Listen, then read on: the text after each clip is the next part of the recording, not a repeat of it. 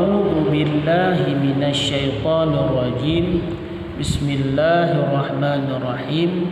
Pelajaran ke-18, berpuasa Ramadan.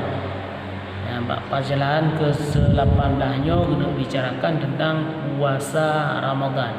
Yang pada belum tu insya-Allah akan kita nyo dan merumpok yang namanya bulan Ramadan. Dan berdoa Allah semoga kita merumpok dan merumpok sih dalam bulan Ramadan yang malam Lailatul Qadar.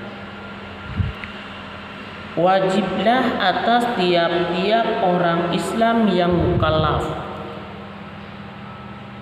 laki-laki, perempuan dan suci daripada haid dan nifas, berpuasa di bulan Ramadan.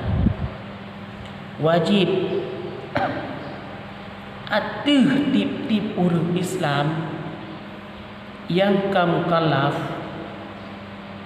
Arti mukallaf orang-orang yang kagak berat hukum syariat. Kata umum menyuruh agam kata bang dadon, menyuruh inang kali halangan. Laki-laki maupun perempuan orang Islam tersebut dan bersuci daripada haid dan nifas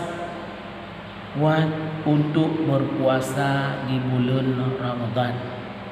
Nah, terkecuali ya, mbak.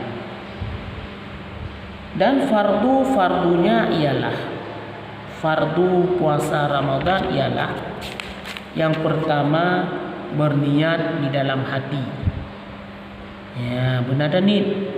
Yang kedua, niat dilakukan di malam hari sebelum terbit fajar waktu subuh. Ini waktu sepatah ini. Le segolam subuh Ini terdapat malam uro malam ini. Segolam terbit fajar. Namban. Waktu subuh. Arti sebelum sembahyang subuh inan berkali tanit puasa. Yang ketiga, menahan diri daripada setiap yang membatalkan puasa.